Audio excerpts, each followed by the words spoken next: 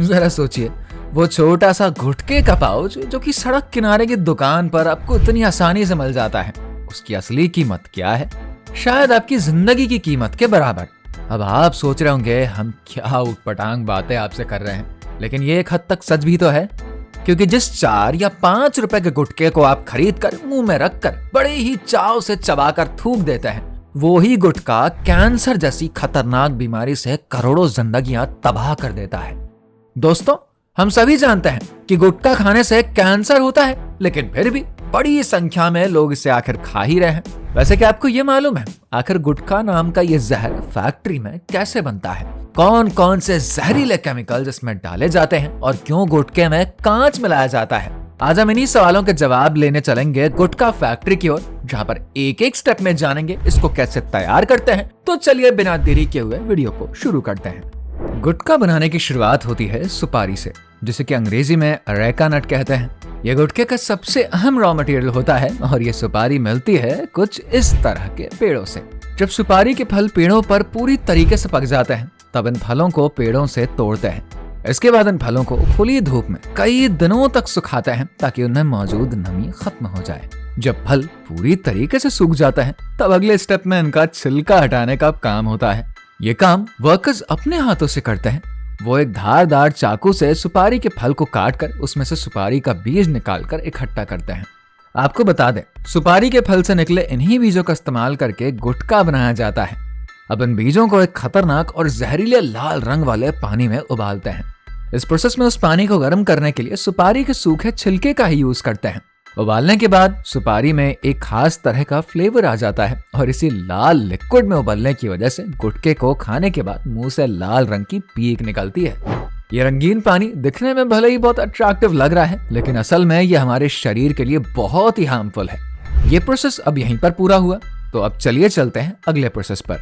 सुपारी तैयार होने के बाद उसे गुटखा बनाने के अगले अहम स्टेप में ले जाते हैं, जहां पर उसमें कत्था और फ्लेवरिंग की मिलावट होती है। सबसे पहले बात करें अगर कत्था की, तो यह गाढ़ा सा पेस्ट होता है जो कि पेड़ों की छाल से निकलता है। गुटखे का बेस फ्लेवर तैयार करने में कत्था का सबसे बड़ा रोल होता है। इसके बाद गुटखे में लाइम यानी कि चूना डाल दिया जाता है। चूना गुटखे का स्वाद बढ़ाने का काम करता है, लेकिन आपकी जानकारी के लिए बता दें, ये दांतों और मसूड़ों के लिए बेहद ही खतरनाक होता है और चूने की ज्यादा क्वांटिटी धीरे धीरे हमारे शरीर को अंदर से नुकसान पहुंचाती है। अब बारी आती है फ्लेवरिंग की। गुटखे का स्वाद और खुशबू बढ़ाने के लिए इसमें अलग अलग कंपनियां खुशबूदार तेल, चीनी, तंबाकू पाउडर और खतरनाक केमिकल्स मिलाती हैं। यही नहीं, इसमें कुछ मसाले और सीक्रेट इंग्रेडिएंट्स भी मिलाए जाते हैं। इन इंग्रेडिएंट्स को कंपनियां सीक्रेट ही रखती हैं, जिसके बारे में किसी को कुछ भी नहीं मालूम होता। ये फ्लेवरिंग गुटखे को इतना लत लगाने वाला बनाता है ना कि लोग बार बार इसका सेवन करते ही चले जाते हैं। इन सभी चीजों को मिक्सर मशीन के जरिए अच्छे से मिक्स करते हैं ताकि हर इंग्रेडिएंट बराबर मात्रा में मिल जाए। इस प्रोसेस में गुटखे को उसका खासा स्वाद और नशा मिलता है। यह स्टेप गुटखे को न केवल जायकेदार बनाता है, बल्कि इसे लंबे समय तक ताजा भी रखता है। अब जैसा कि हमने पहले ही आपको बताया था कि इसमें कितने ही हार्मफुल कंपोनेंट्स मिलाए जाते हैं, अब हम बात कर लेते हैं पैराफिन वैक्स की। गुटखे को लंबे समय तक ताजा और चमकदार दिखाने के लिए इसमें पैराफिन मिलाया जाता है। आपको जानकर बहुत ज्यादा हैरानी होगी कि ये वो ही पैराफिन है जिसका इस्तेमाल मोमबत्तियां बनाने में करते हैं। अब जरा सोचिए, जो चीज भला मोमबत्ती जलाने के लिए होती है वही आपके गुटखे में मिक्स हो जाती है। इन जहरीले केमिकल्स और पैराफिन की वजह से गुटखा सस्ता तो बन जाता है, पर यही घटिया कंपोनेंट शरीर को काफी नुकसान भी तो पहुंचाते हैं। इस स्टेप के बाद तो गुटखा हमारी हेल्थ के लिए और भी खतरनाक और भी ज्यादा जानलेवा बन चुका है। इसके बाद अगले स्टेप में जब गुटखा के सभी इंग्रेडिएंट्स सुपारी, कत्था, चूना और फ्लेवरिंग को अच्छे से मिक्स कर लेते हैं, इसके बाद इसमें लाइम पाउडर यानी कि चूना मिलाते हैं। चूना गुटखे का टेस्ट बढ़ाने में बहुत ही अहम होता है, लेकिन इसका ज्यादा इस्तेमाल खतरनाक भी हो सकता है। सुखाने और काटने के बाद तैयार गुटखा पैकेजिंग यूनिट की ओर भेज दिया जाता है। वहां पर इसे मशीनों के द्वारा सस्ते पाउचेज में भरने का काम करते हैं। पैकेजिंग यूनिट की ओर जाने से पहले हम आपका ध्यान वीडियो की स्टार्टिंग की ओर ले चलते हैं, जहां पर हमने आपको एक क्वेश्चन दिया था कि गुटखे में कांच आखिर क्यों मिलाया जाता है। आइए लगे हाथ हम ये भी आपको बता देते हैं। दरअसल कुछ गुटखा कंपनियां अपने प्रोडक्ट में कांच का बारीक पाउडर मिलाते हैं, जो कि बेहद ही खतरनाक है। इस पाउडर का काम सीधे तौर पर गुटखे के नशे को बढ़ाना होता है।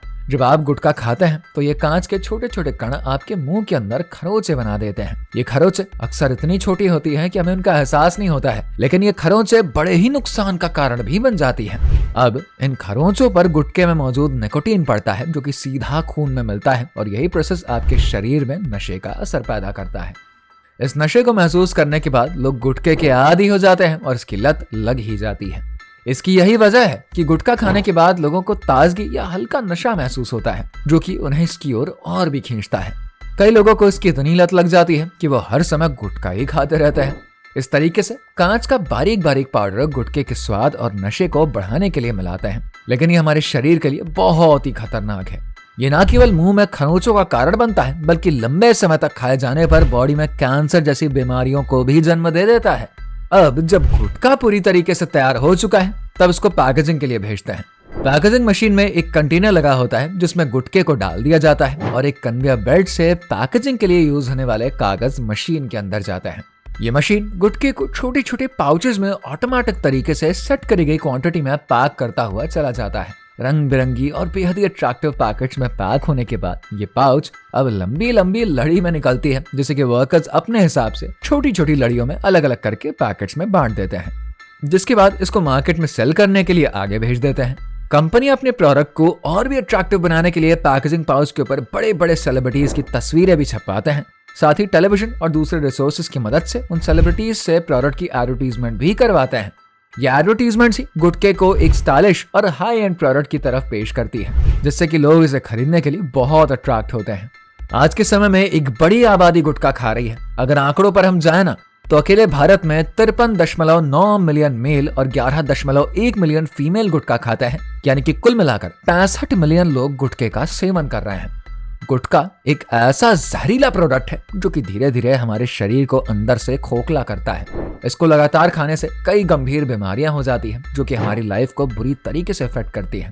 गुटखे में मौजूद निकोटीन और खतरनाक केमिकल्स मुंह और गले के कैंसर का कारण बनती है। इसके अलावा गुटखा खाने से दांत पीले पड़ जाते हैं और धीरे धीरे कमजोर भी होने लगते हैं। गुटखे का लगातार सेवन मुंह की मांसपेशियों को सख्त कर देता है, जिससे मुंह ठीक से खुल नहीं पाता है, जिसे कि हम लोग ओरल सबम्यूकस फाइब्रोसिस कहते हैं।